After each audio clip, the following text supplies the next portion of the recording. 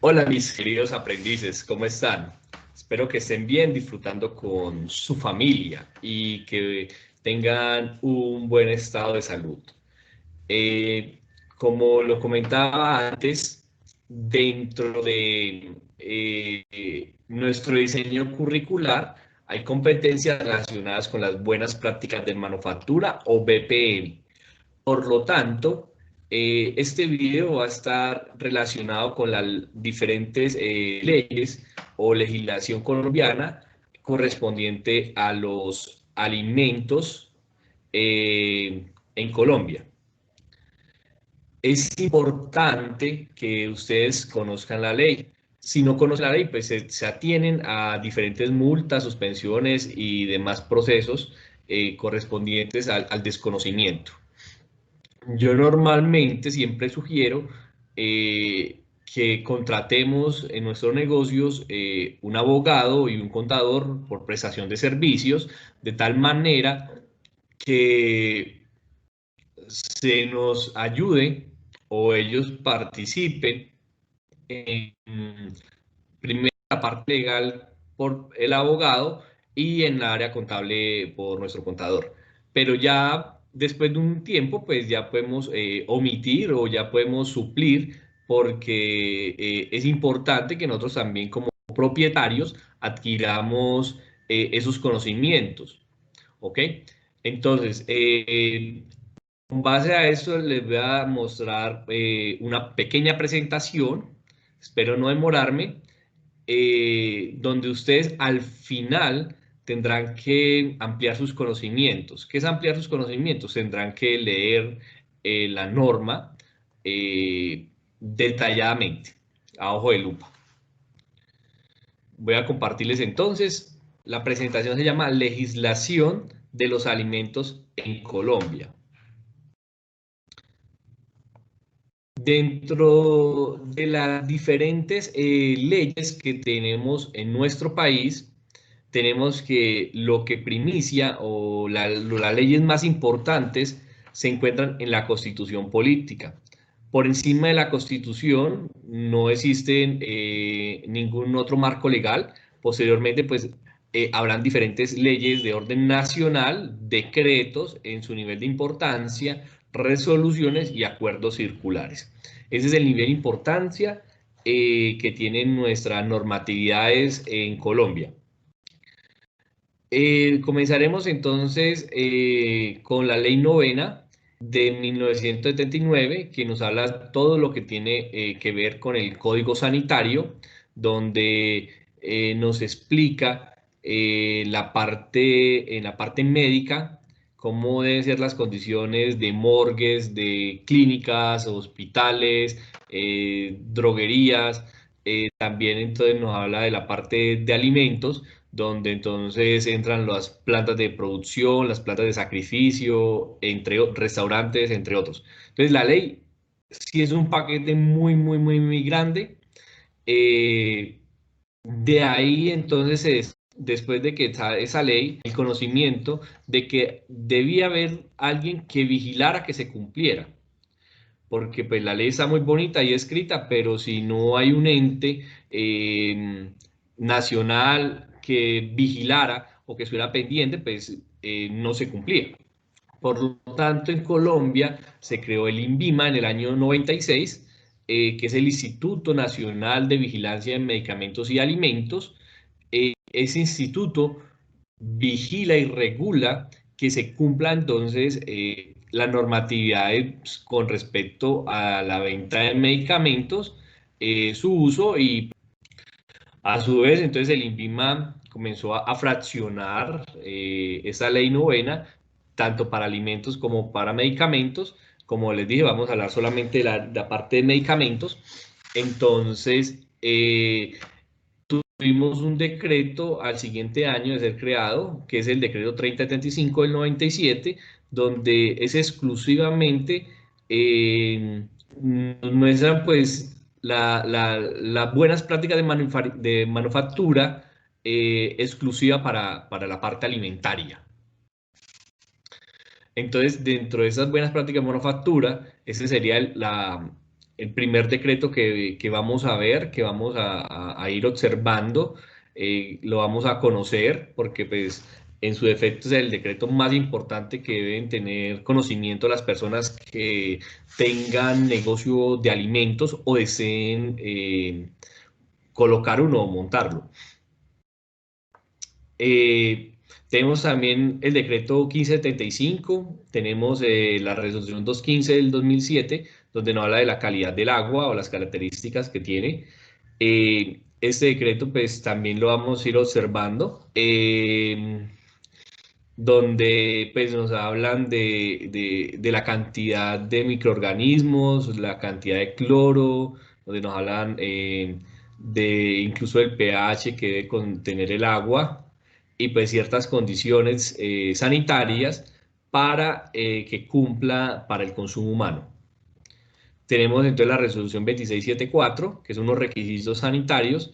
Esta resolución afirma eh, unos puntos que tiene el decreto, entonces pues no los modifica, pero sí reafirma unos conocimientos o hace énfasis a unos puntos como tal. Tenemos la resolución 1956 y la 1335, la ley, donde nos habla de espacios libres de humo. Yo recuerdo que antes de el 2009 o 2008, cuando salieron estas leyes, uno iba a una discoteca, a un restaurante y todos los hombros y el pelo, cuando tenía pelo, eh, quedaba uno oliendo a cigarrillo y los hombros pues tiznados del humo, de la ceniza.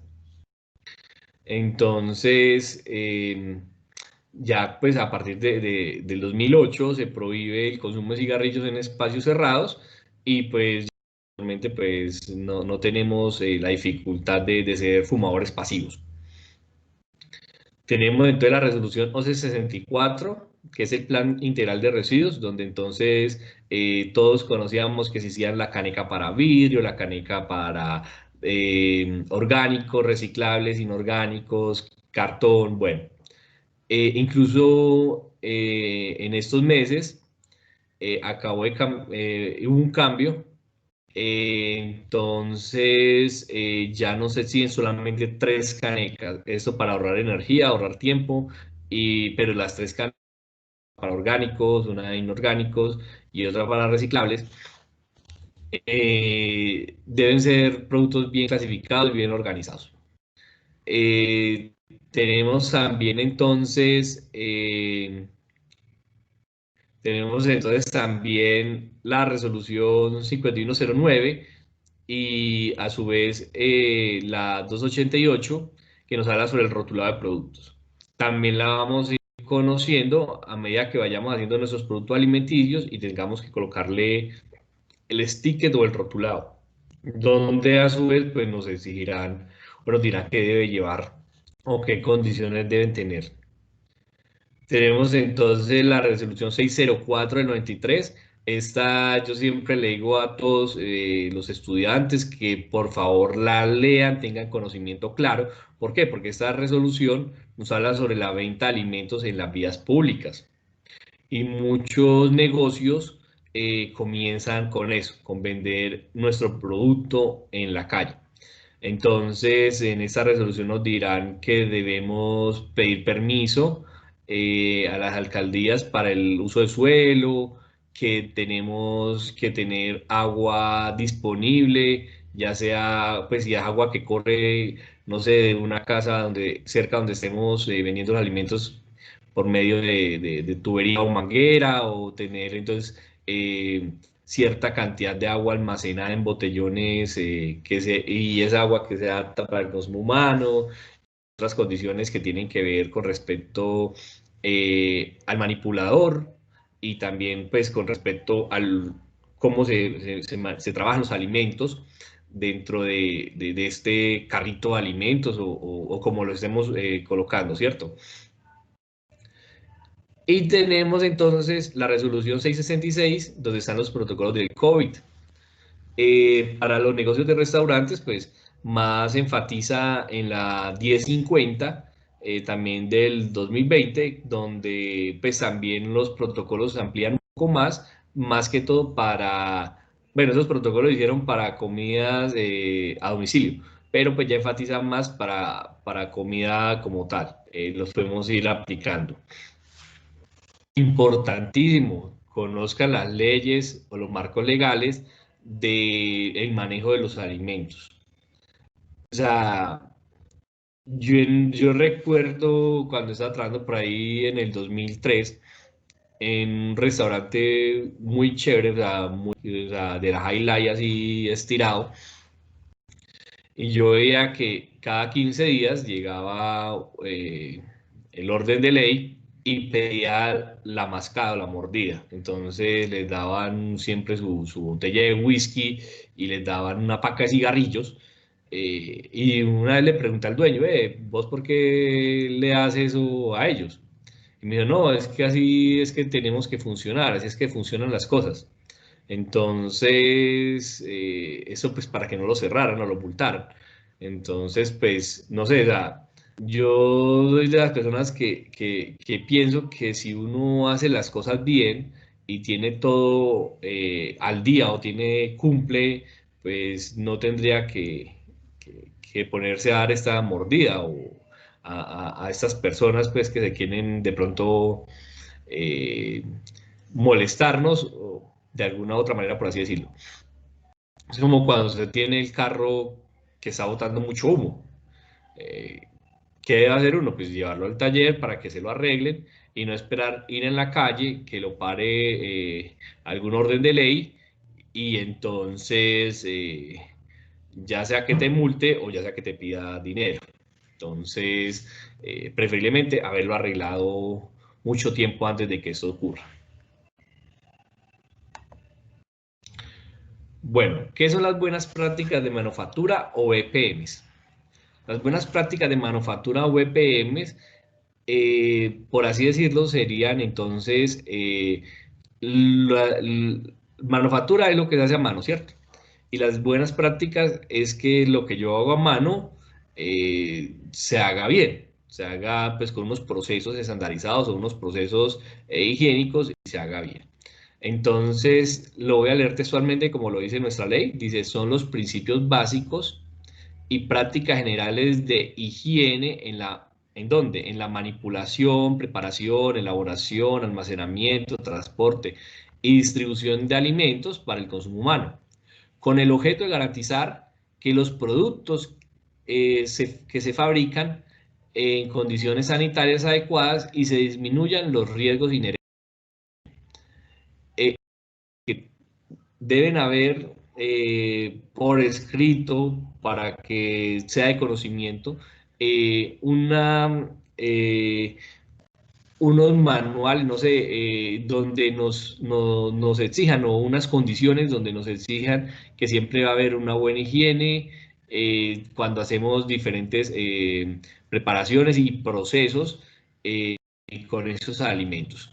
Eso también nos dice que todas las personas que están en alguno de esos procesos, manipulación, preparación, elaboración, transporte, almacenamiento y distribución, son entonces manipuladores de alimentos. Entonces, normalmente uno dice que un manipulador de alimento es una persona que está directamente o indirectamente trabajando con los alimentos. Cuando hablo directamente, pues es que lo está tocando, lo está manipulando, e indirectamente, pues puede ser la persona que está transportándolos y distribuyéndolo. Ellos no solamente, por así decirlo, si yo soy el campesino que está en la huerta o en el campo y siembro la papa, pues soy manipulador. Y si esa papa después se va a un restaurante o a un centro de producción, pues ellos también serían manipuladores.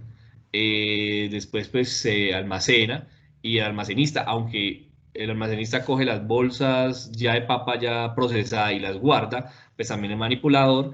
El transporte, pues también si yo llevo esa papa en el camión, donde lo voy a llevar, no sé, a un centro comercial o a una tienda, también ese carro o esa persona que manipula en el transporte del carro también es manipulador y así sucesivamente los que están en el centro comercial y demás. Entonces todos somos manipuladores de alimentos.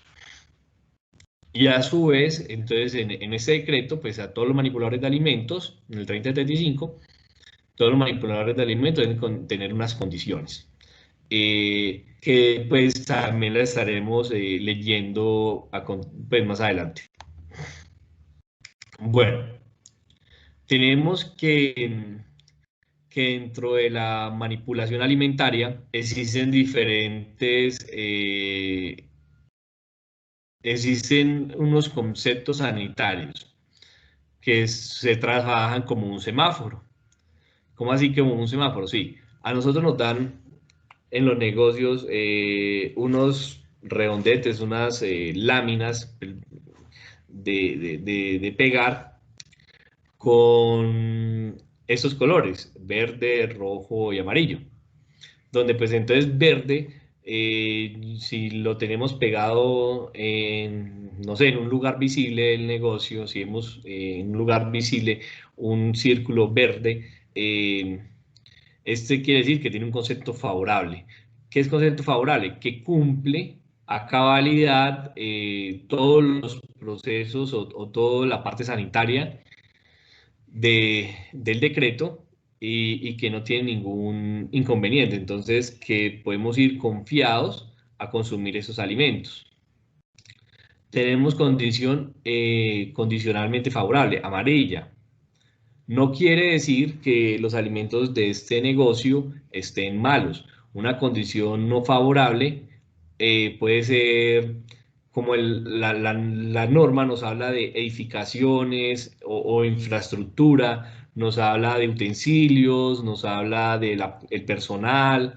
Entonces, una condición no favorable puede ser en cualquiera de estas, no en el alimento. Entonces, nos puede decir, ves que vos no tienes una capacidad sanitaria para todo el personal que tienes en el negocio.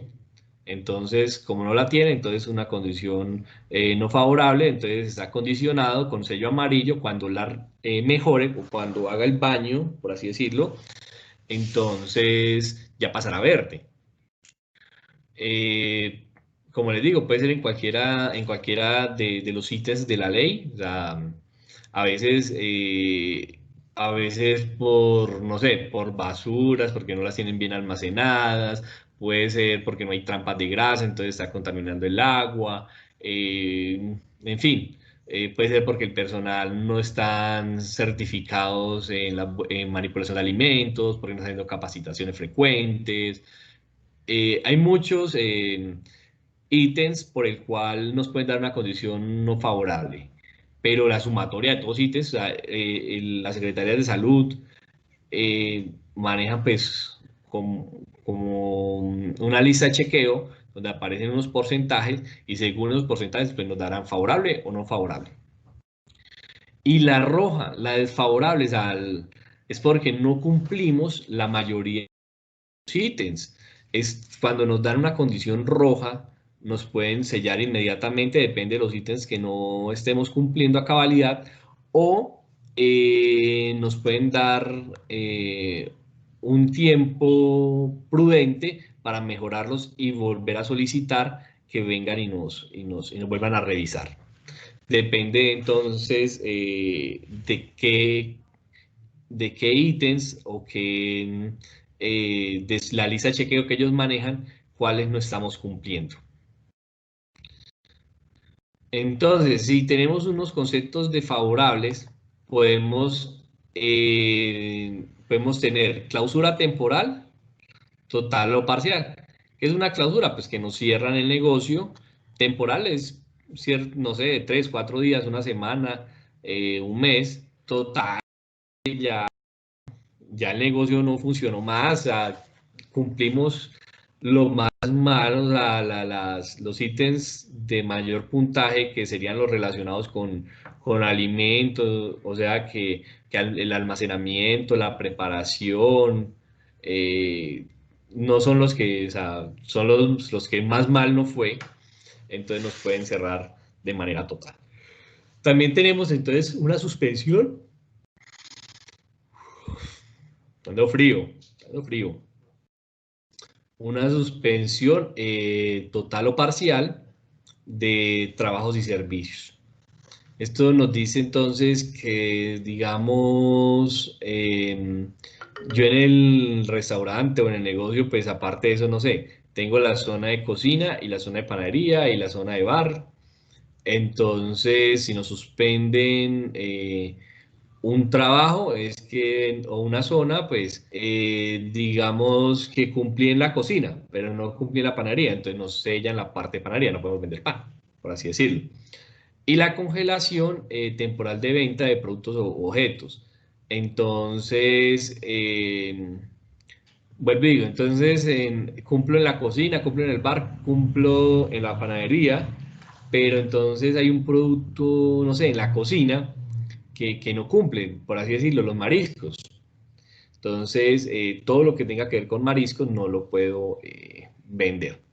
Eso nos puede causar un decomiso de productos, o sea, nos pueden decomisar el producto más que todo eh, cuando pues, hay ciertas características que no cumple. También recuerdo que en algún momento yo estaba trabajando en un centro de producción grande y llegó un camión refrigerado con 160 kilos de pollo y cuando le tomamos temperaturas y demás, el camión resulta que se le había dañado el termo de atrás y viajó 7 horas con el termo dañado, entonces el pollo pues no llegó en las condiciones de refrigeración, eh, por lo tanto entonces ese pollo no se pudo recibir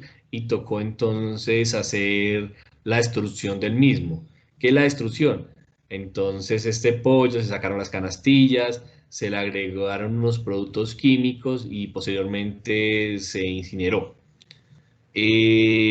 Para el lugar donde lo sacrificaron o hicieron la producción, pues pérdida para ellos, lamentablemente, pero pues nosotros debemos cumplir y más que si se hubiese entregado, si hubiese cocinado ese pollo, si hubiese entregado, pues podía haber causado una infección, una intoxicación a nuestros consumidores y incluso la muerte. Y pues las medidas alimentarias nos hablan de que la alimentación es de riesgo público, por lo tanto entonces nos atenemos también que se nos multe, que se nos arreste por hacer malas prácticas en el área manufacturera de alimentos. A su vez, existe el artículo del Código Policía 140, numeral 4, donde habla del espacio en vía pública. Con esto, pues muy controversial. Ojo, pues, si ustedes tienen el permiso de la alcaldía para vender alimentos en vía pública, no había ningún problema. El problema era cuando usted no tenía el permiso. ¿Por qué? Porque pues, las autoridades colombianas, no todos, pues algunos ¿qué hacían? Le destruían el producto, se lo decomisaban, pero no de la mejor manera. Entonces era muy bien, pues era visto de que cuando habían vendedores ambulantes y llegaba la policía salían todos corriendo despavoridos. ¿Por qué? Porque pues la policía decía que quería tomar la calle nuevamente, pero pues uno entiende a los vendedores ambulantes y también pues habían prácticas no tan bien vistas que cometía el orden de ley. Por lo tanto, entonces, ahí yo creo que la manito con stop. El artículo 140 del Código 4 de la Policía, donde dice el uso del suelo, quedó derrocado. Entonces, ese artículo, ya el uso de suelo, se puede entonces ya vender en la calle cualquier producto y la policía no le puede causar decomiso. Solo si van con un ente vigilante, como la Procuraduría, entonces sí podrían hacer decomiso pero si son solamente el orden de policía, no. No es que yo tenga inconvenientes con policías, que digan, ay, es que el profesor, mire que no. ¿Qué sucede? Pues yo, por lo menos, donde me crié, era una unidad donde habían 170 casas, de las 170, 130 eran de policías, ya que la estación de policía quedaba a unas pocas cuadras, y me crié pues toda la vida con hijos de policías y con policías. Ahí me caen bien, muy chévere, muy de todo. Me parece pues una gente muy honesta que quiere ganarse su trabajo, pero a su vez también hay gente que se pasa de la raya. Pues hay gente que con uniforme se pasa de la raya. Bueno, continuemos entonces. Dentro del decreto 3075, entonces nos habla de instalaciones físicas, de equipos y utensilios, del personal, de los planeamientos de saneamiento básico, de las condiciones de procesamiento, del transporte. ¿Y qué debe cumplir el establecimiento? Pues todos los ítems que aparecen dentro del decreto. Entonces piénselo bien. Voy a colocar un restaurante, entonces debo cumplir con estas instalaciones. ¿Cierto? Con esos equipos de esta manera, mi personal de cumplir esto. No es complicado, no se asusten, o sea, son muy sencillas. Lo importante es leer para saber lo que vamos a hacer y cómo lo vamos a hacer y cómo tener las cosas. Entonces, no se asusten. Por eso la actividad de ustedes consiste en leer esta norma primera, la 3075, la vamos a leer.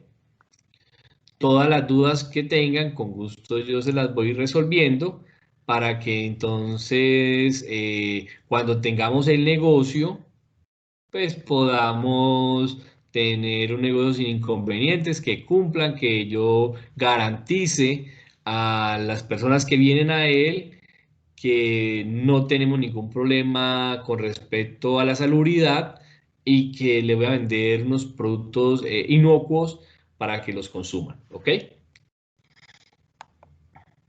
Entonces, dentro de la resolución, el título número 2 habla sobre las condiciones básicas de higiene en la fabricación de alimentos.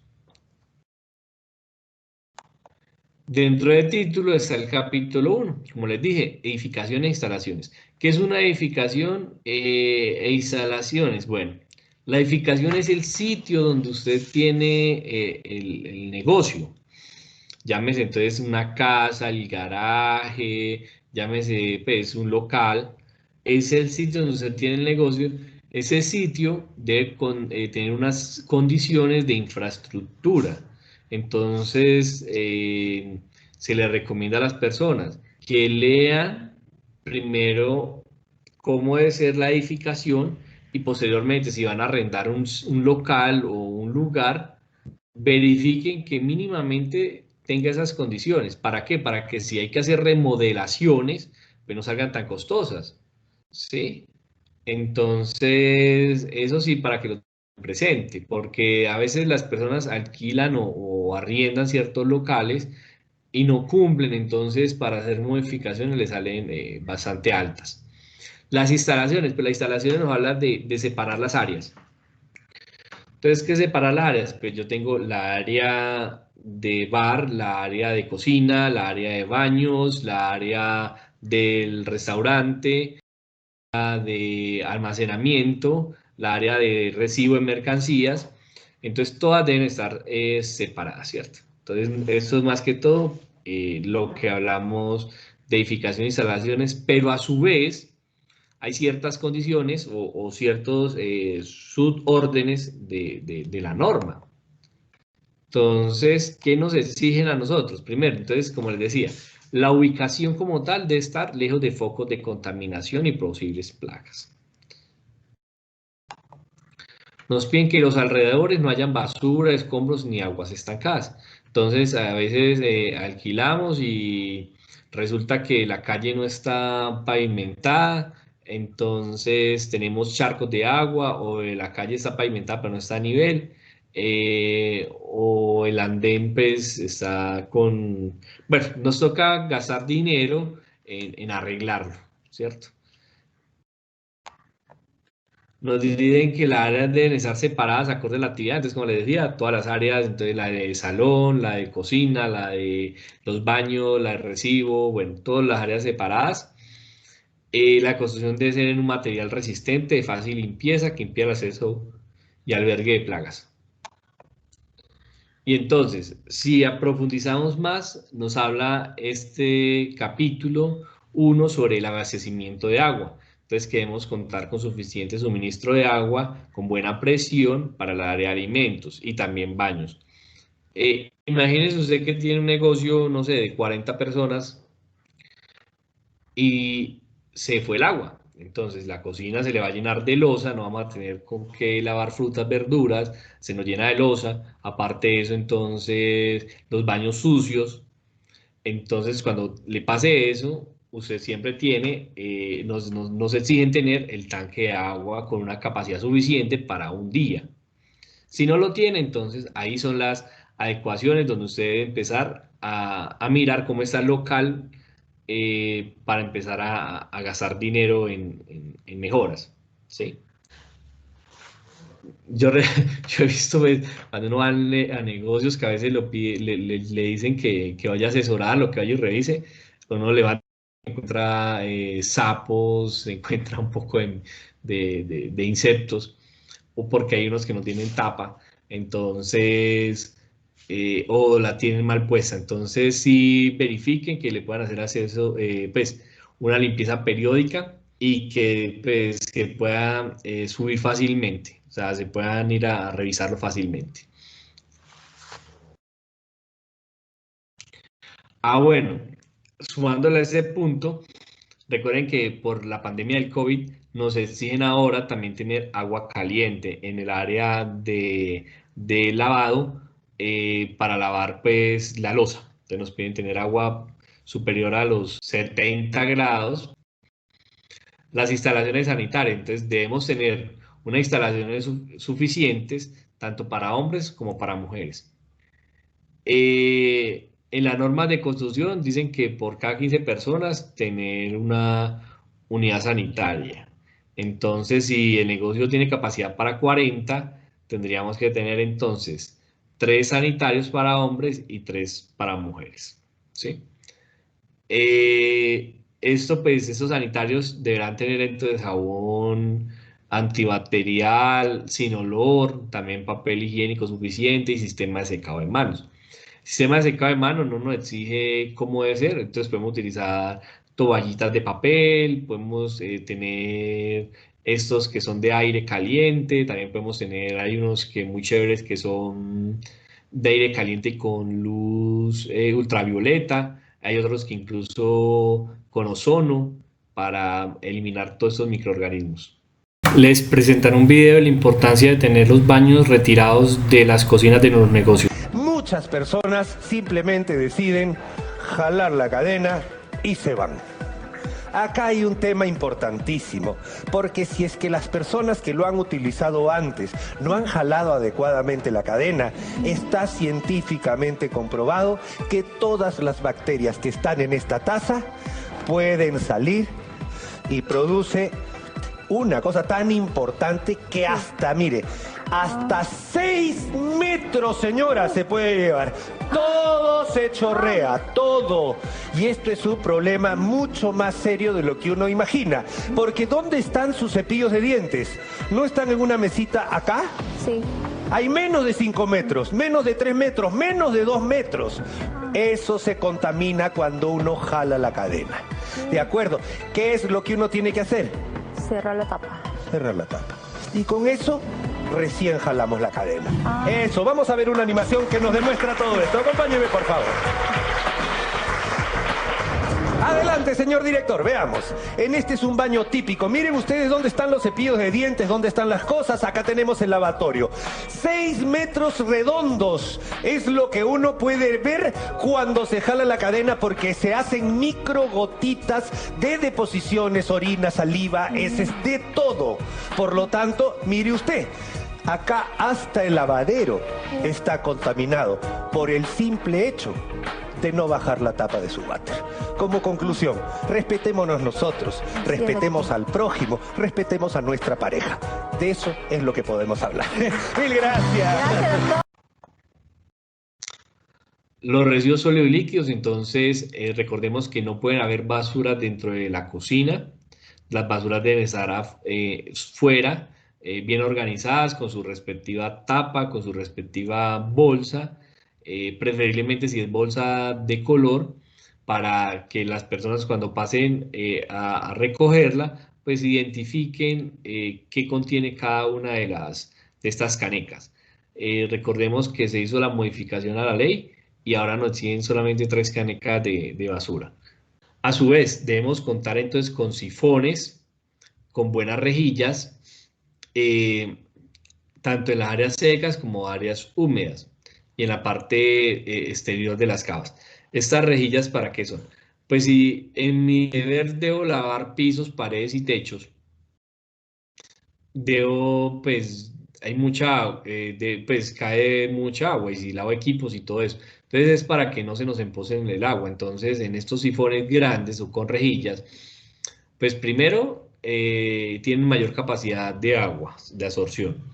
Y segundo, me sirve de trampa para el mugre. Entonces, todo el mugre que tenemos, que son, no sé, trozos de comida que quedan, cabellos que quedan, eh, papel, qué sé yo, pues en la rejilla los podemos, se pueden amontonar y ya los recojo y le hago la limpieza a la misma y me sirve pues para que no hayan aguas y me taponen toda la tubería. Y pues para otras ventajas que tenemos también. Pisos, paredes y techos, entonces nos dice que fácil limpieza, de fácil desinfección, que sean lisos, no porosos, de color claro, preferiblemente blanco, impermeables con uniones redondeadas. Entonces nosotros normalmente tenemos, ese sería otro gasto, todas las paredes deben ser curvas en las uniones, entonces la unión de piso a pared curva, la unión de pared a pared curva y la unión de pared techo curva. ¿Eso para qué? Pues para que no se acumulen mugre en los esquineros y pues también para lo que son algunos insectos como las arañas. Deben estar libres de humedades, desprendimientos y no deben haber tuberías sobre el área de preparación. También a veces alquilamos locales o vamos a algunos negocios para arrendar y vemos tuberías de los sanitarios del segundo piso por fuera, que se ven. Eso es porque pues a veces hacen las paredes muy delgadas porque son de las prefabricadas, entonces se ven las tuberías en los techos. Esto pues no, como se puede leer, no, primero da mala impresión, o sea, yo en un poco de tubos ahí, eso da mala impresión. Y segundo, pues no pueden estar, entonces eso nos acarrearía otro gasto para la mejora del local, entonces para que lo piensen también, por eso es importante ir leyéndolo. Dentro de esta misma norma, entonces nos habla de puertas y ventanas que deben estar entonces limpias, bien protegidas, deben estar entonces con sus respectivas cortinas o mallas de angeo para evitar que ingresen vectores como son insectos al local, que se puedan quitar fácilmente para darle su aseo. Porque a veces también uno le dicen, ay, venga, me colocaron un sello amarillo, aquí dice que tengo esto, y va uno y mira, y son angeos atornillados a las ventanas, que no se pueden quitar, no, eso parece un collage de mugre y de insectos. Entonces, pues uno dice, pues, además de que te lo colocaron porque tenía que ser así. Iluminación. Entonces, dentro de esta norma también nos habla de la iluminación, la cantidad de lúmenes que deben haber, cada cuánto debe estar cada lámpara la una a la otra, eh, que debe ser pues muy clara y que a su vez deben tener tapa. ¿Para qué tapa de seguridad? Pues se me llega a quebrar una farola en la cocina y pues va a tener muchos peligros físicos rondando, ya que pues que el vidrio es muy complicado de ver, entonces me tocaría destruir toda la comida por miedo a que haya de pronto un vidrio por ahí dando vueltas. O pues cuando hablo de toda la comida que se haya producido en ese momento. Ventilación, entonces nos habla de que debemos tener una ventilación directa o indirecta, bien protegida, o sea, si tenemos extractores o si son las ventanas, entonces con su respectiva protección de malla, eso con el fin de que nos extraigan el vapor, nos facilite, que sea de fácil remoción, y pues que se pueda limpiar también fácilmente y periódicamente, y pues que haya un flujo de aire constante, pues que haya un buen flujo de aire. También recuerdo que en muchos negocios a veces colocan unos termómetros en la cocina, grandes en las paredes, eso con el fin de saber cuál es la temperatura que hay en la cocina. Entonces, cuando sube a más de 40, pues la orden es que se apaguen equipos, el personal salga y se hidrate, porque hay mal flujo, pues a veces son cocinas muy pequeñas, un mal flujo de aires, entonces por ese calor excesivo el personal se puede desmayar y pues pueden haber peligros. Entonces también que sea un amplio, que hayan buenas ventanas en la cocina o un buen sistema de extracción, preferiblemente. Entonces eso también te va a acarrear costos. Ahora bien, el capítulo 2 nos habla sobre equipos y utensilios. Dentro de los equipos y utensilios, pues se nos habla de que deben ser resistentes a la corrosión, al uso, que se puedan lavar frecuentemente con agentes abrasivos de limpieza y desinfección, que tengan un acabado liso, no porosos, sin grietas ni perforaciones, que sea un material inerte, sanitario, que no interactúe con el alimento, que sea de diseño desmontable, sin bordes, sin grietas, sin perforación. Bueno, dentro de esos equipos, pues nosotros normalmente utilizamos cuchillos, tablas, ollas, los mesones y demás. No sé, una sopa de espinaca en una olla de aluminio, cuando la vaya a ver al rato, está de color naranja, porque pues interactúa con el alimento. Acero inoxidable no cambia tanto de color. En el vidrio sí que queda igualito. O sea, en el vidrio, para mí cocinar en vidrio sería lo mejor. Lo que pasa es que es más costoso y más delicado. Nos dice que estas superficies que están en contacto con alimentos, pues como les dije, ser lisas, porosas, no absorbentes, sin grietas. Entonces, las personas optan por cambiar el mesón de la cocina que tenía con losa por un mesón en acero o un mesón completamente liso. ¿Por qué? Porque pues, la losa se rompe, se agrieta, por ahí entran microorganismos, partículas de comida. No es tan regular porque pues, de pronto el albañil lo puso un poquito torcido, bueno, en fin. Entonces optan mejor por hacer un mesón en acero. Y estos mesones pues deben ser lisos, sin aristas en los bordes. ¿Qué accidente es la que más ocurre? Pues los bordes de las mesas o de algunos equipos son muy puntudos y cuando vas pasando por ahí, entonces te rompes la ropa, te cortas, entonces que sean redondeaditos sin aristas, ¿cierto? Nos habla sobre también que los exteriores o el equipo como tal se pueda desmontar.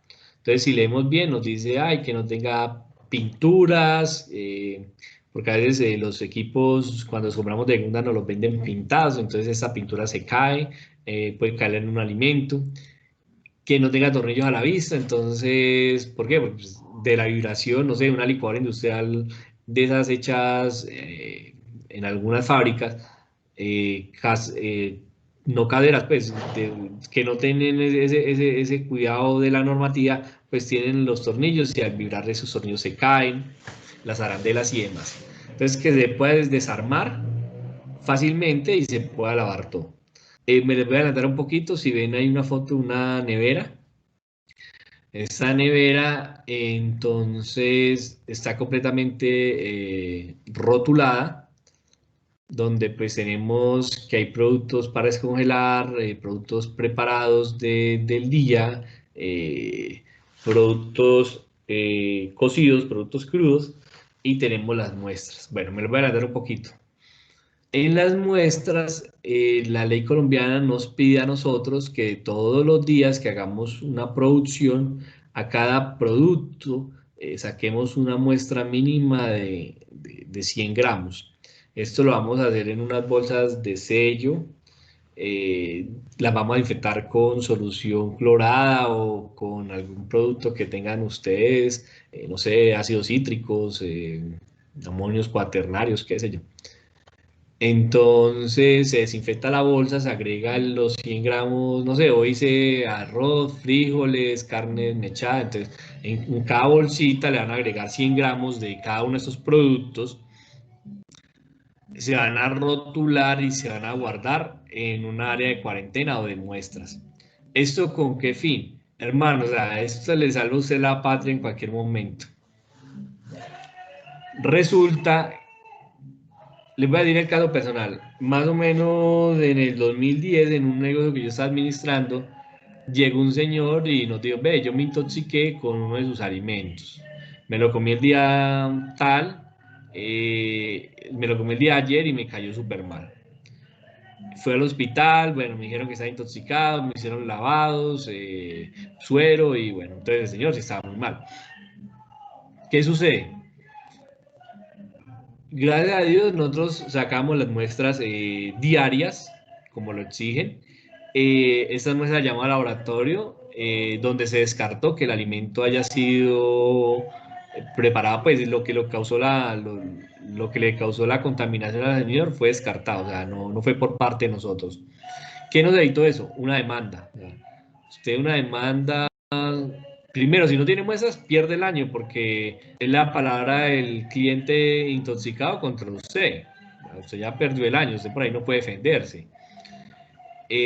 Lo otro es que si la persona muere, pues la culpa es suya. Y si no tiene muestras, pues también usted la lleva.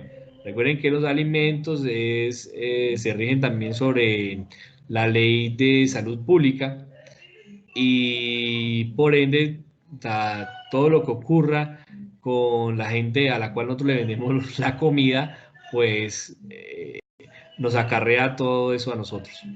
Entonces, o sea, ojo bien, saquen siempre la muestra. Si yo hice arroz en la mañana y me tocó hacer otro arroz en la tarde, o me tocó hacer otro arroz, a toda producción que vayan haciendo, saquen la muestra. Evítense en inconvenientes. Demandas tontas, pues, pagar cosas por bobadas. Eso es bobada, la verdad. Eso lo haces uno en 10 minutos, sacar una muestra. Bueno, no voy a ampliar más el tema. Ahora les corresponde a ustedes leer el título 1, el título 2, hasta el capítulo 2, ¿sí? Hasta el capítulo 2 donde habla equipo de utensilios. ¿Para qué? Para que entonces nos podamos reunir y podamos entonces entre todos mirar qué más vimos, ¿cierto? ¿Qué más encontramos? Espero que haya quedado muy claro y posteriormente pues seguiré hablando de los otros capítulos. Feliz día para todos, o tarde o noche a la hora que vean este video, y recuerden, me pueden llamar, me pueden escribir. Hasta luego.